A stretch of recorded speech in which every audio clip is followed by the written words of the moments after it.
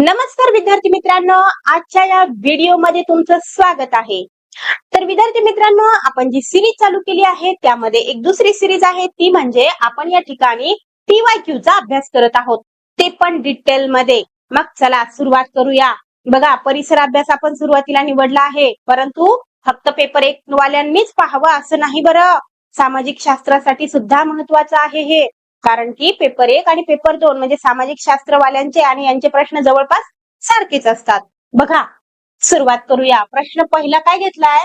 बघा, प्रश्न आहे, बटाटे व कांदे यासारख्या भाज्यांना कोंब येऊ नये, त्या नासू नयेत यासाठी कशाचा उपयोग केला जातो? तर मग कशाचा उपयोग केला जातो सांगा बरं? तर तो केला जातो बघा गॅमा किरणांचा। गॅमा किरणांचा जर बटाट्यावर कांद्यावर मारा केला तर त्या बटाट्याला कोंब येत नाही, त्याचबरोबर कांद्याला पात येत नाही। आणि मग जर समजा बटाट्याला कोंब आले किंवा कांद्याला पात आली तर ते खाण्यायोग्य राहत नाही, त्यांची गुणवत्ता कमी होते। त्यासाठी त्याच्यावर गॅमा किरणांचा मारा करतात। मग मला सांगा, श्रव्यातीत ज्या काही ध्वनी असतात की नाही, याचा उपयोग कशासाठी होतो? तर श्रव्यातीत ध्वनींचा उपयोग बऱ्याच ठिकाणी करतात, परंतु त्यातले त्यात जर विचार केला तर वैद्यकीय क्षेत्रामध्ये पण करतात बघा, जे की जेणेकरून आपल्या शरीराच्या आतील भागांचा म्हणजे अवयवांचा जर आपल्याला काय करायची असेल, पाहणी करायची असेल, उदाहरणार्थ काय करायचंय, कुठला हाड वगैरे मोडलंय किंवा पोटात काही त्रास आहे, तर नेमकं काय झालंय हे पाहण्यासाठी आपण सोनोग्राफी करतो की नाही, तर यासाठी सुद्धा श्रव्यातीत ध्वनीचा उपयोग होतो। त्यानंतर आहे बघा कॅरमेलायझेशन पद्धत। म्हणजे काय असतं, एक प्रकारे साखरेला काय करतात, गरम करतात आणि त्या साखरेला तपकिरी रंग येतो बघा। तर माझ्या तरी मते बऱ्याच ठिकाणी उपयोग करत असतील, परंतु एक सांगायचं म्हणून सांगते तुम्हाला। आपण जी कुल्फी खातो की नाही, तर मटका कुल्फी वगैरे, तर तिला असं थोडासा करड्या रंगाचा किंवा तपकिरी रंग असतो बघा त्याच्यामध्ये। तर त्यामध्ये काय करतात, तर साखर गरम करतात। साखर गरम केल्याच्या नंतर तिचा कलर काय होतो, बदलतो, म्हणजे तपकिरी रंग येतो तिला। तर त्यालाच काय म्हणतात, तर कॅरमेलायझेशन असं म्हणतात। आणि ते जर आपण त्या कुल्फीच्या मध्ये टाकला तर कुल्फीला पण तसा रंग येतो, तपकिरी रंग। त्यानंतर पाश्चरायझेशन प्रक्रिया ही कशासोबत करतात, तर अनेक द्रव्य पदार्थासोबत तर करतातच, परंतु आपल्याला माहिती आहे की दुधावर सुद्धा काय करतात, पाश्चरायझेशन करतात। हे आपण एवढं लक्षात ठेवायचं। बघा, तर मग आपलं हे उत्तर या ठिकाणी आपल्याला मिळालं। आपण जाऊया पुढं। बघा, मेलेल्या जनावरांच्या आतड्यापासून बनवलेल्या तारेचा उपयोग कोणता? कोणता बरं उपयोग? तर पूर्वी करायचे बरं, आता सध्या करत नाहीत, कारण की आधुनिक तंत्रज्ञान आलेलं आहे, बरोबर की नाही? परंतु पूर्वी करायचे बघा, शस्त्रक्रियेनंतरच्या जखमा शिवण्यासाठी काय करायचे, मेलेल्या प्राण्यांच्या आतड्याचा उपयोग करत असत। त्यानंतर बघा, प्रकाशाच्या अपवर्तनाशी संबंधित नैसर्गिक घटना खालील पैकी कोणत्या? तर प्रकाशाच्या अपवर्तनाशी संबंधित म्हटलेलं आहे। तर बघा, परीक्षित परिषदेनं काय केलेलं आहे, तर याच्यामधलं ब आणि क हे उत्तर मानलेलं आहे। म्हणजे पावसाळ्यात दिसणाऱ्या आकाशातील इंद्रधनुष्य हे काय आहे, प्रकाशाच्या अपवर्तनाचं उदाहरण आहे। त्याचबरोबर ताऱ्यांचे लुकलुकणे हे पण काय आहे, तर प्रकाशाच्या अपवर्तनाशी संबंधित आहे। तर असं 2 मानलेले आहेत, परंतु जर विचार केला, माझं मत जर घ्यायचं झालं, माझं मत जर तुम्ही म्हणजे मला जर कोणी विचारलं, तर त्याच्यामध्ये या 3ही घटनांचा काय होतो, समावेश होतो। कारण की काय होते बघा, वाळवंटातील मृगजळ, तर वाळवंटातील वाळू जेव्हा तापते तेव्हा त्याचे खालचे थर काय असतात, तर गरम असतात, आणि वरचे थर कसे असतात, तर थंड असतात। तर त्यामधून सुद्धा प्रकाशाचं अपवर्तन होतं। परंतु परीक्षा परिषदेनं जे उत्तर मानले ते जर या ठिकाणी योग्य धरायचं झालं, तर त्यामध्ये योग्य काय आहे, तर ब आणि क हे काय आहे, तर योग्य आहे। परंतु मला जर विचारलं तुम्ही, तर मी त्याचं उत्तर देईन पर्याय क्रमांक 4। त्यानंतर बघा, मानवी शरीरात रासायनिक संदेशवाहक म्हणून ओळखला जाणारा स्त्रवणारी ग्रंथी कोणती किंवा ग्रंथी कोणत्या? कारण की 2-2 दिलेत ना गट, त्यामुळे कोणत्या? तर त्या आहेत बघा, आवटू आणि जठर। त्या ग्रंथी काय आहेत, यांना काय म्हणायचं, तर रासायनिक संदेशवाहक किंवा वाहक म्हणून ओळखल्या जाणाऱ्या ग्रंथी आहेत मानवी शरीरातील। आता बघा, खालीलपैकी योग्य विधाने कोणती? आता बघा प्रश्न कसा आहे बघा, योग्य विधान आपल्याला पाहिजे. इथं काय म्हटलंय, ब्रोमीन हा अधातू आहे. मग तुम्हाला माहितीये का ब्रोमीन अधातू आहे का धातू आहे? तर पहिली तर हे तुम्हाला माहितीये का कन्सेप्ट, की धातू आणि अधातू. तर धातूला काय असते, चकाकी असते वगैरे वगैरे, बघितलं की नाही तुम्ही? तर अशा पद्धतीनं एकंदरीतच म्हणायचं झालं तर ब्रोमीन हा काय आहे, अधातू आहे. म्हणजे हे विधान योग्य आहे. आता हे विधान जर योग्य असेल, जर तुम्हाला कन्फर्म माहित असेल, तर ब्रोमीन जर अधातू आहे तर निश्चितच ब्रोमीन हा धातू आहे का? मग तर नाही. हे विधान काय झालं, मग चुकीचं झालं. त्यानंतर आता एवढ्यावरच विषय मिटत नाही, तर बघा आणखीन ब विधान दिलंय, सर्वसामान्यपणे अधातू स्थायू किंवा वायू अवस्थेत असतात. पण मी तुम्हाला सांगते, पुढे चालून याच्यावर जरी प्रश्न आला, की काय आला, की सर्वसाधारण अधातू हे तीनही रूपात आढळतात. स्थायू मध्ये असतात, द्रव मध्ये असतात आणि वायू मध्ये सुद्धा आढळतात. म्हणजे अधातू तीनही अवस्थेमध्ये असतात. हे आपण आता खुणगाड बांधून ठेवायची. त्यानंतर बघा, ब्रोमीन द्रव अवस्थेत आढळतो. हा एकमेव असा अधातू आहे जो की द्रव अवस्थेत आढळतो. बघा मी काय म्हंटल, की ब्रोमीन हा एकमेव अधातू आहे जो की द्रव रूपामध्ये किंवा द्रव अवस्थेत आढळतो. म्हणजे हे विधान योग्य, हे विधान योग्य. आणि हे का योग्य आहे? कारण की जे काही ब्रोमीन आहे किंवा अधातू आहेत ते स्थायू, द्रव आणि वायू तीनही मध्ये आढळतात. तर इथं तर दोन म्हटलेलं आहे, म्हणजे याच्यात पण मिळतातच. म्हणून या ठिकाणी तीन विधान योग्य आहेत. कोणते कोणते? अ, ब, क. हे बघा इथं अ, ब, क योग्यच पाहिजे. म्हणून पर्याय क्रमांक 3. आणि लक्षात ठेवायचं की ब्रोमीन हा काय नाहीये, धातू नाही, अधातू आहे. पुढे जाऊया. बघा, धर्म जात न पाहता माणसांची योग्यता पाहून शिवरायांनी स्वराज्यात नोकरीस ठेवलेल्या व्यक्तींचे खालील पर्यायापैकी कोणते उदाहरण अयोग्य आहे? आपण आधीही पाहिलं, शिवरायांच्या विषयी जर आपण माहिती घेतली, ते जर व्हिडिओ तुम्ही पाहिला असेल तर असे प्रश्न तुमचे चुकणारच नाही. जर तुम्ही यदा कदाचित इयत्ता 7वीचा इतिहास पाहिलं नसेल तर मी सगळे पार्ट एका ठिकाणी करून टाकलेले आहेत. म्हणजे संपूर्ण 7वीचा इतिहास जिथं आहे त्याच्यात तुम्हाला नागरिकशास्त्र पण मिक्स करून मिळणार आहे. तर ते व्हिडिओ तुम्ही अवश्य पहा. परीक्षेला जाण्या अगोदर खूप खूप महत्वाचा आहे. मग पेपर फर्स्ट पेपर असो की सेकंड पेपर असो, दोघांसाठीही महत्वाचा आहे. बघा, याच्या अगोदरही मी तुम्हाला सांगितलं की कुठल्याही पद्धतीचा भेदभाव शिवाजी महाराज आपल्या सैनिकांसोबत करत नव्हते. कोणी अमुक एका जातीचा, कोणी कुठल्या धर्माचा, पंथाचा याचा विचार शिवाजी महाराजांकडे नव्हता. त्याच्याविषयी आपण सविस्तर चर्चा केलेली आहे. तर मग या ठिकाणी आपल्याला काही जोड्या दिलेल्या आहेत, त्यापैकी आपल्याला चुकीची जोडी शोधायची आहे. बरोबर की नाही? तर बघा, आरमार दलातील अधिकारी, अगदी बरोबर आहे. त्यानंतर काय म्हणलंय, सैन्यातील सरदार सिद्दी हिलाल, हे पण बरोबर आहे. विश्वासू सेवक सिद्दी इब्राहिम, हे पण बरोबर आहे. बऱ्याच जणांना कसं वाटतंय, मुस्लिम व्यक्तीचं नाव असलं की ते आदिलशहाचा किंवा औरंगजेबचा माणूस असेल. बरोबर की नाही? परंतु तसं नव्हतं. महाराष्ट्रातले जेवढे काही हिंदू मुस्लिम हे तर आपण म्हणजे एक प्रकारे आपल्या मनात येत ह्या सगळ्या गोष्टी, बरोबर का? परंतु मुस्लिम म्हणजे आपलं प्रजाजन मानलं होतं शिवाजी महाराजांनी. बरोबर की नाही?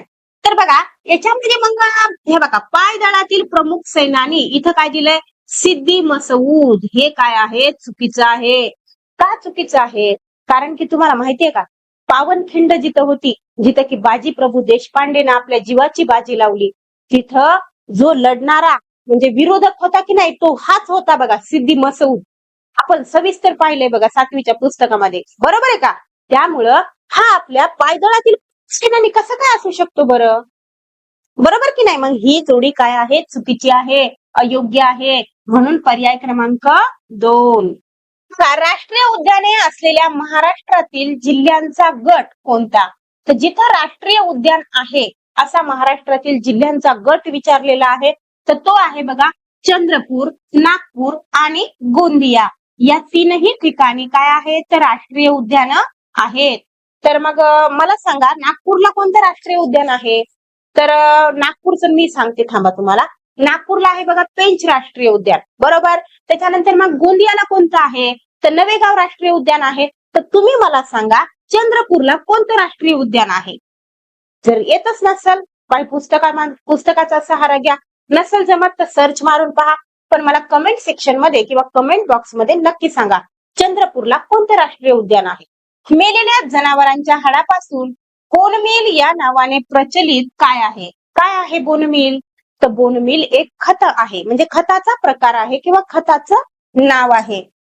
इथं काय आता मेलेल्या जनावरांपासून जिलेटिन किंवा कीटकनाशक किंवा औषध बनणार आहे का बरं, नाही ना. मी सांगते तुम्हाला, म्हणजे मी तर माझ्या पेड बॅच वर तर सांगतच असते, परंतु तुम्हाला पण सांगते बघा. नुसता प्रश्न वाचून आपल्या ऐकण्यातलंच नाही हा, म्हणून लगेच शस्त्र खाली टाकू नका. शस्त्र काय आहे आपलं, शस्त्र म्हणजे आपला पेन आहे ना, बरोबर की नाही. तर असं करायचं नाही, प्रश्न नीट वाचायचा आणि पर्यायाकडे जायचं. पर्याय म्हणजे नाही का तुम्हाला वाचल्या वाचल्या सांगतील की हे ह्याचं उत्तर नाही म्हणून, मग त्याच्यामुळं लगेच काय होते आपल्याला योग्य उत्तर सापडते, जरी तुमच्या वाचण्यात नसल तरी सुद्धा. त्यासाठी काय करायचं, थोडं पर्यायाकडे लक्ष द्यायचं.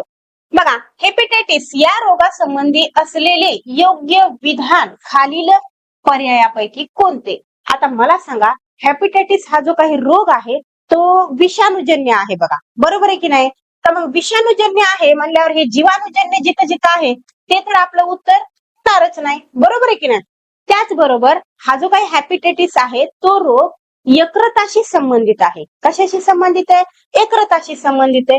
तर विषाणूजन्य इथं आहे बघा, परंतु इथं काय म्हणलंय, स्वादुपिंडाचा होणारा दाह आहे, म्हणून हे विधान चुकीचं आहे.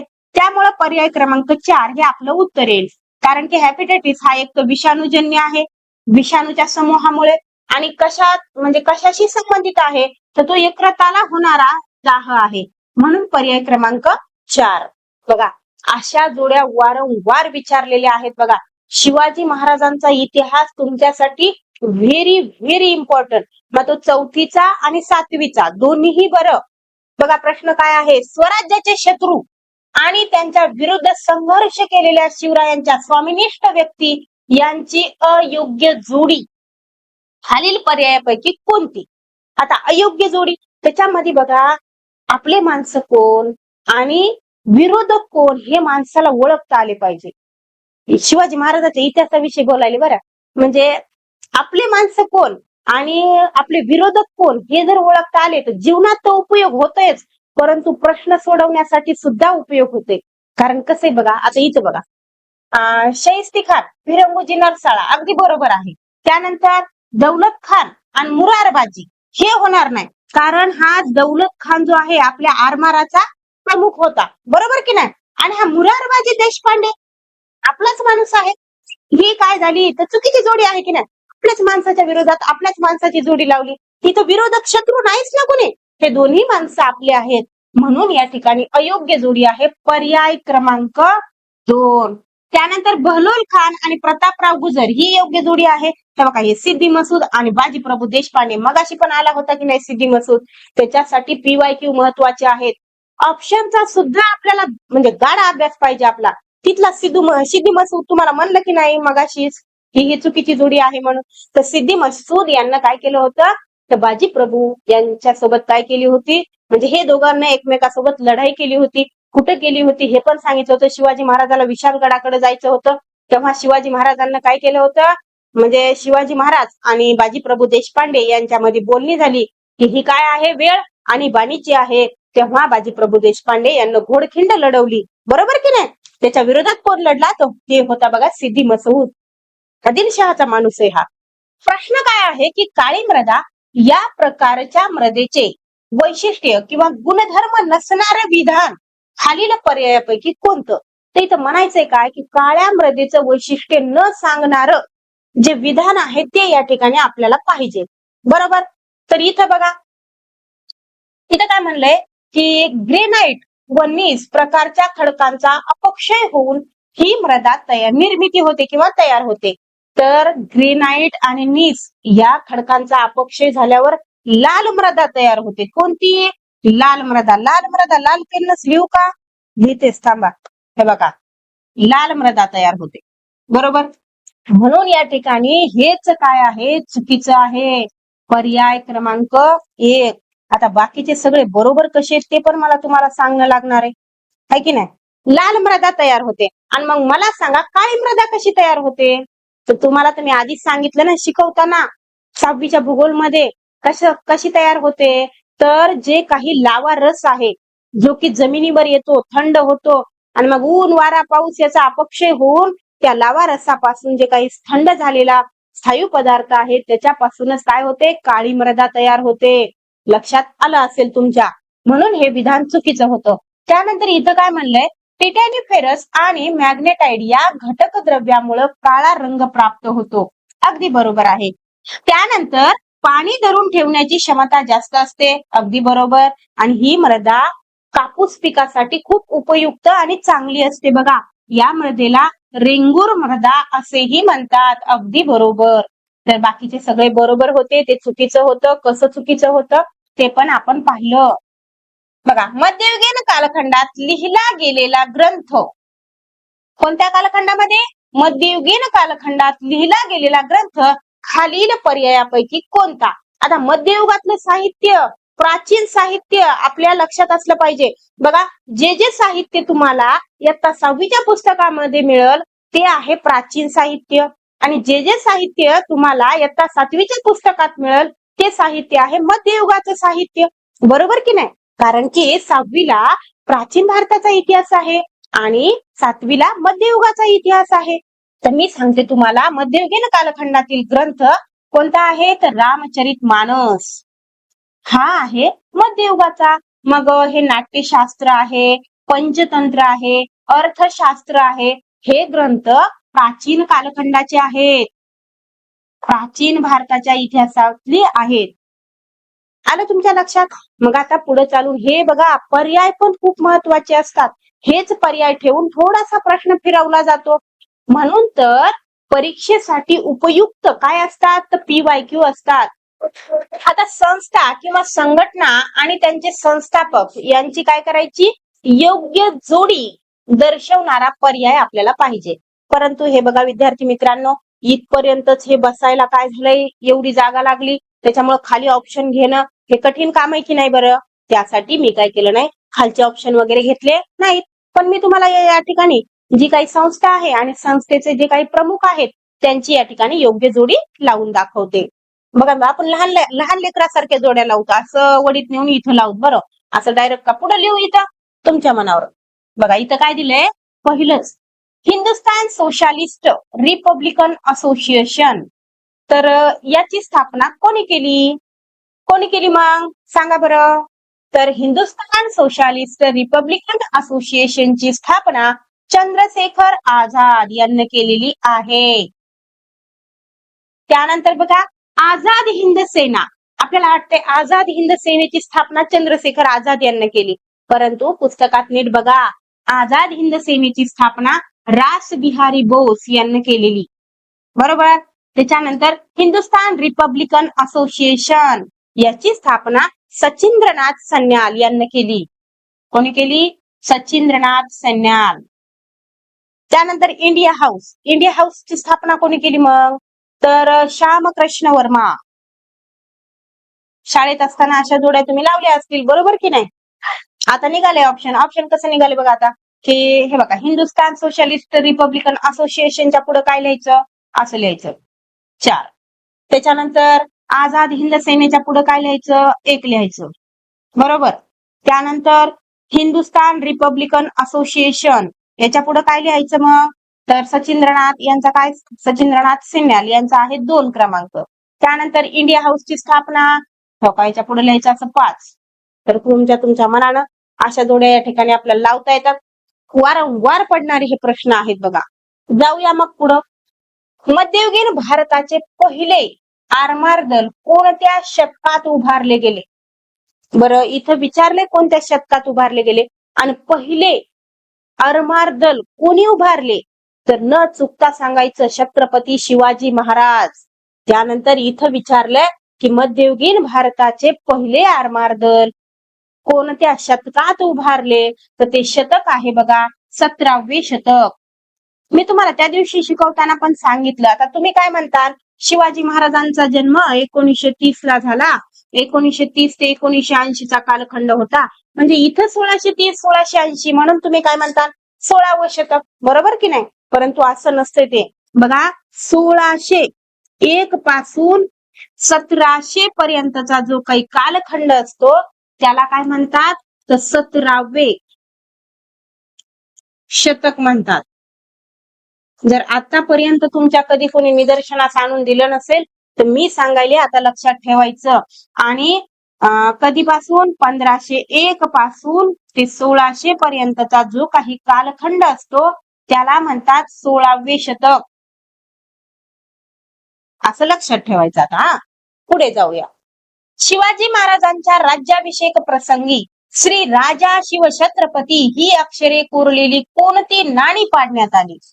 तर कोणती नाणी पाडण्यात आली आपण त्या ठिकाणी सविस्तर पाहिलेलं आहे. तरी बी मी तुम्हाला सांगते की सोन्याचा होन, सोन्याचा काय, तर होन, आणि तांब्याची शिवराई, अशा प्रकारची 2 नाणी पाडण्यात आली होती. जो काही होन होता तो सोन्याचा होता आणि शिवराई होती ती तांब्याची होती, बरोबर का? तर बघा, बाकीचे असे पर्याय दिलेले आहेत आपल्याला काय करण्यासाठी, तर म्हणजे एक प्रकारे आपल्या चुका होण्यासाठी. नेहमी लक्षात ठेवायचं सोन्याचा होन आणि तांब्याची शिवराई. सातवाहन सत्तेची राजधानी असलेले प्रतिष्ठान हे ठिकाण सध्या कोणत्या राज्यात आहे? हे तर आपल्याच राज्यात आहे, बरोबर की नाही? महाराष्ट्रामध्ये आहे. आणि प्रतिष्ठान याला पैठण असं नाव आता सध्या आहे. बघा, कोण आहे का पैठणचं? सांगा बरं मला जरा कमेंट करून. बघा, सखोल शेती या शेती प्रकाराशी संबंधित बाबी खालीलपैकी कोणत्या? तर आपण पाहिले मळ्याची शेती, सखोल शेती, बरोबर की नाही? अभ्यास हा 6वीच्या भूगोलमध्ये केलेला आहे, बरोबर? तर आता या ठिकाणी आपण समजून घेऊया. बघा, मनुष्य व पशुबळाचा जास्तीत जास्त उपयोग हा काय आहे, सखोल शेतीमध्ये केला जातो. त्याच्यानंतर मर्यादित यांत्रिकरण हे पण सखोल शेतीचं काय आहे, म्हणजे सखोल शेतीशी संबंधित आहे. परंतु एकाच प्रकारचे मोठ्या प्रमाणावर विस्तीर्ण क्षेत्रात घेतले जाणारे पीक हे मात्र मळ्याच्या शेतीशी संबंधित आहे, मळ्याची शेती. आणि मग बाकीचे जे काही सांगितलेले आहेत, ज्या काही बाबी आहेत त्या सखोल शेतीशी संबंधित आहेत. सखोल शेती म्हणजे असते काय बघा, तर कमीत कमी जागेत जास्तीत जास्त पीक घ्यायचं त्याला म्हणायचं सखोल शेती. म्हणजे सगळ्याला सगळी जमीन उपयोगात आणायची, त्याचबरोबर जास्तीत जास्त त्या ठिकाणी काय करायचं, खत वगैरे विविध म्हणजे पाणी वगैरे जास्त वापरून जास्ती मोठ्या प्रमाणामध्ये काय करायचं, तर उत्पन्न घ्यायचं, त्याला म्हणतात सखोल शेती. तर मग मला सांगा आता, सखोल शेती या प्रकाराशी संबंधित बाबी कोणकोणत्या आहेत? तर ब पण आहे आणि क पण आहे, बरोबर? ब क हे बघा इथं आहे. पर्याय क्रमांक 2 हे आपलं योग्य उत्तर आहे. भारतातील पश्चिम घाटाच्या वैशिष्ट्यापैकी विसंगत असणारी बाब खालील पर्यायापैकी कोणती? आता पश्चिम घाटाशी संबंधित जे काही वैशिष्ट्ये आहेत तर त्या वैशिष्ट्याशी विसंगत म्हणजे वैशिष्ट्य नसलेली बाब विचाराव की नाही बरं ह्यानं? परंतु असं विचारलं नाही. म्हणजे आपल्याला आपलं डोकं असं फार असं तपलं पाहिजे परीक्षेमध्ये, असे प्रश्न विचारतात. आता प्रश्न विचारला तर विचारू द्या त्यांना, कसं विचारायचं तर आपण सांगू त्याचं उत्तर. भारतातील पश्चिम घाटाच्या वैशिष्ट्यापैकी विसंगत असणारी बाब आपल्याला या ठिकाणी सांगायची आहे. विसंगत म्हणजे जे की पश्चिम घाटाचं वैशिष्ट्य नाही, भारतातील म्हणत आहे बरं मी. तर बघा, युनेस्कोच्या वर्ल्ड हेरिटेज साइट मध्ये समावेश अगदी बरोबर आहे. अरबी समुद्र व बंगालच्या उपसागरास मिळणाऱ्या नद्यांचा प्रमुख जलविभाजक अगदी बरोबर आहे. हा जो काही पश्चिम घाट आहे ना भारतातील, हा अरबी समुद्र आणि बंगालचा उपसागर या ठिकाणी काय आहे, म्हणजे नद्या ज्या ठिकाण म्हणजे नद्या ज्या आहेत त्यांचा जलविभाजक आहे. ते कसं, तर कोकणातील नद्या कुठे जातात, तर अरबी समुद्राला मिळतात. त्याच्यानंतर गोदावरी वगैरे कुठे येतात, तर बंगालच्या उपसागराला जाऊन मिळतात. तर हे विधान पण काय आहे, योग्य आहे. त्यानंतर जैव वैविध्य संवेदन क्षेत्राचा एक भाग अगदी बरोबर आहे. त्यानंतर बघा, कळसुबाई हे त्यातील सर्वात उंच शिखर, हे मात्र चुकीचं आहे.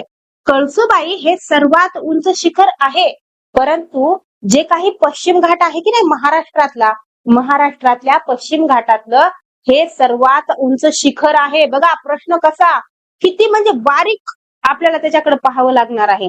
पश्चिम घाटाचंच हे शिखर आहे, परंतु भारतातलं सगळ्यात उंच आहे का? नाही. इथं विचारले आपल्याला भारतातील पश्चिम घाटाची वैशिष्ट्ये विचारलीत आणि हे कळसुबाई हे सर्वात उंच शिखर आहे आणि पश्चिम घाटातलंच आहे, परंतु कुठलं? तर फक्त महाराष्ट्राशी संबंध येतो याचा. महाराष्ट्रातील सर्वात उंच शिखर आहे हे. आणि जर विचार केला भारतातील पश्चिम घाटातील सर्वात उंच शिखर कोणतं आहे, तर ते आहे बघा अनायमुडी. हे काय आहे? तर भारतातील पश्चिम घाटातील सर्वात उंच शिखर आहे. म्हणून हे काय आहे? तर विसंगत बाब आहे ही. पर्याय क्रमांक 4. बैसाखी. बैसाखी हा सण जर पंजाब मधील असेल तर ओणम हा सण कोणत्या राज्यातील आहे? तर तो आहे बघा केरळचा. बघा इतिहासाला सुद्धा संबंध लागते. आपण 8वीच्याच इतिहासामध्ये पाहिलं ना की बैसाखीच्या सणानिमित्त काय झाले होते पंजाबमध्ये. काही लोक एकत्र जमले होते, तर काही हडताळ पाळण्याच्या निमित्ताने एकत्र जमले होते. बरोबर आहे की नाही? बैसाखी हा सण आपण तिथं पाहिला की नाही? पंजाब मधला होता. असा संबंध बघा, तुम्ही अभ्यास करत असाल ना, अभ्यास कधीच वाया जात नाही.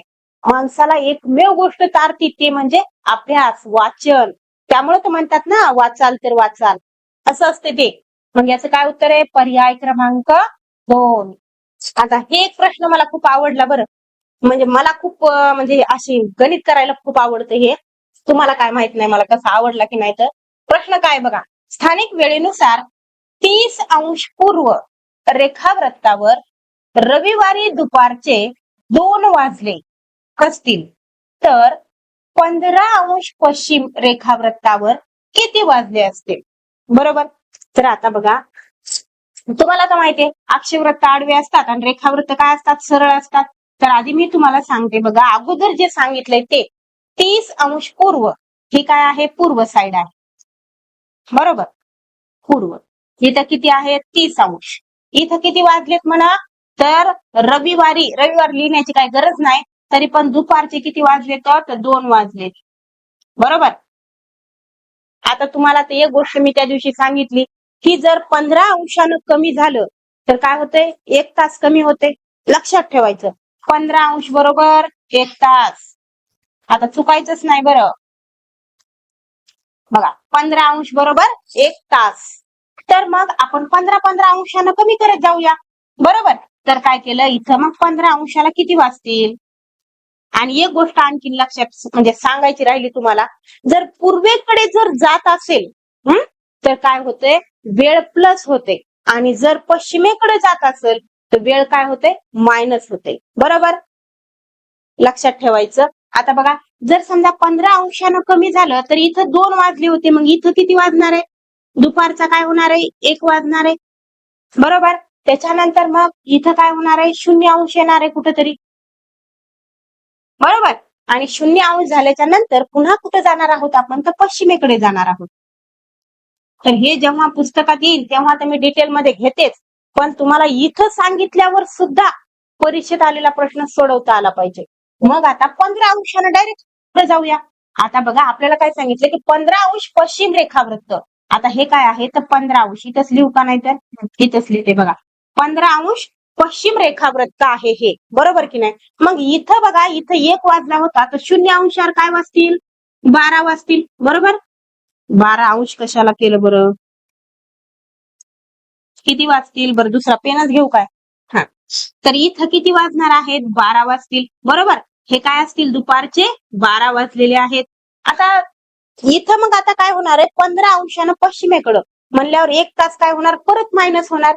म्हणजेच किती वाजतील बरं? तर 11 वाजतील ना. मग हे 11 सकाळचे असतील. बरोबर, सकाळचे 11. मग ऑप्शन मध्ये बघा मग कुठं आहे का? हे बघा इथं सकाळचे 11. पर्याय क्रमांक 1. बघा बरं, इथं कुठेतरी कॅल्क्युलेशन तरी करायची गरज पडली का? तर असं डोक्यात ठेवायचं. ज्याला गणिताची भीती वाटते त्यांना असं करायचं, थोडं डायग्राम वगैरे मांडायला वेळ जाईल, पण 1 मार्क आपला पक्का आहे त्या ठिकाणी. चालतंय. तर मग आता जाऊयात पुढं.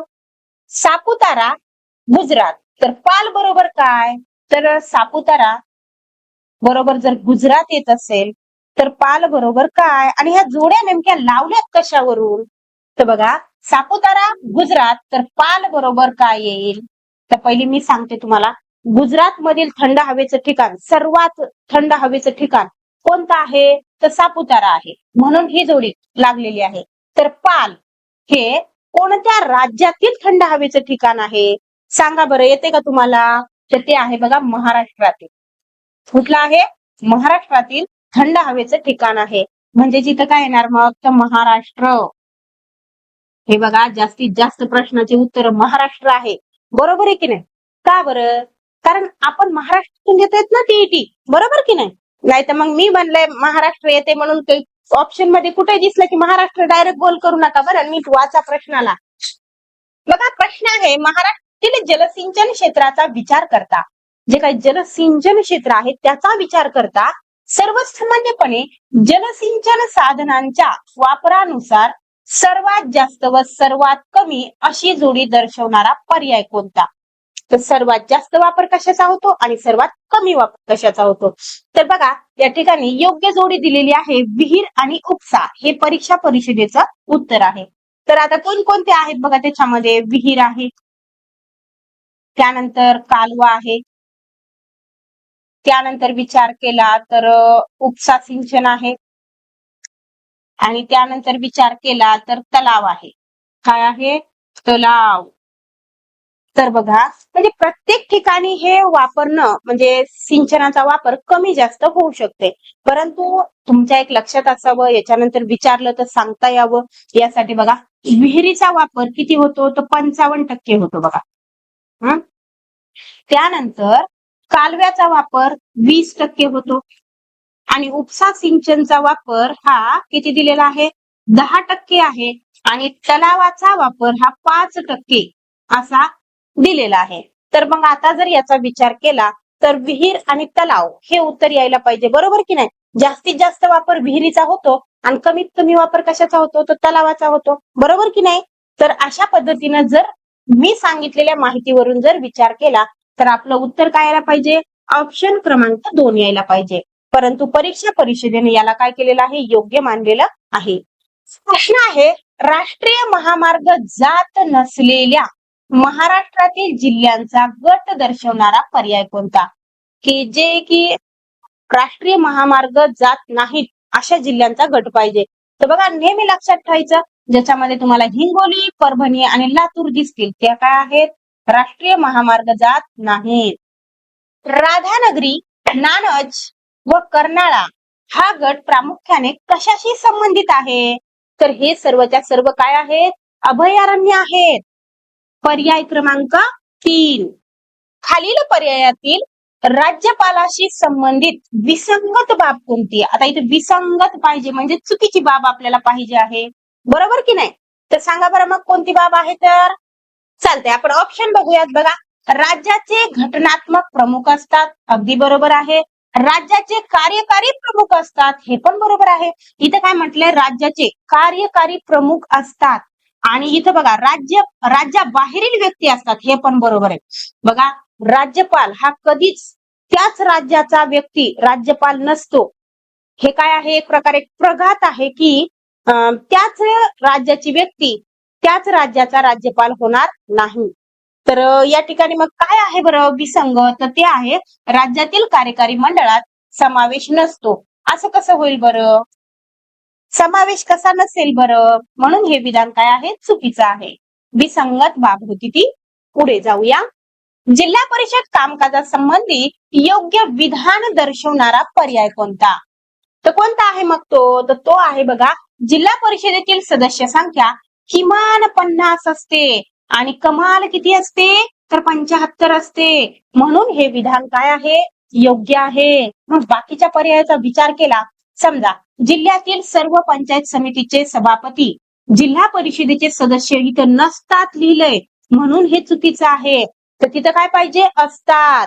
त्यानंतर बघा, अध्यक्षपदी असलेल्या महिलेविरुद्ध अविश्वास ठरावासाठी सदस्यांचा म्हणजे अविश्वास जर ठराव मंजूर करायचा असेल तर इथं काय म्हणलं? 1/3 सदस्यांचा पाठिंबा असावा लागतो. म्हणजे 1/3 सदस्यांचा पाठिंबा लागत नाही, तर तिथं किती लागतो? 3/4 सदस्यांचा पाठिंबा लागतो, म्हणून हे विधान चुकीचं आहे. त्यानंतर बघा, हे ऑप्शन अगोदरही आलेलं आहे बरं, त्यामुळे मी सांगायला लागले की PYQ च्या ऑप्शन सहित अभ्यास करायचा. इथं काय म्हटलंय, जिल्हा परिषद उपाध्यक्ष हा स्थायी समितीचा पदसिद्ध अध्यक्ष असतो, परंतु हे विधान चुकीचं आहे. जिल्हा परिषदेचा अध्यक्ष हा स्थायी समितीचा काय असतो, पदसिद्ध अध्यक्ष असतो. इथं उपाध्यक्ष म्हटलेला आहे. त्याच्यामुळे एका विधानाचा काय करायचा, सविस्तर अभ्यास करायचा. नक्कीच तुमची TET पार होणार आहे. आपण उत्तर क्लिक केलं का? हा, केलं. बघा, भारतीय संविधानानुसार खालील पर्यायापैकी कोणता मूलभूत अधिकार नाही?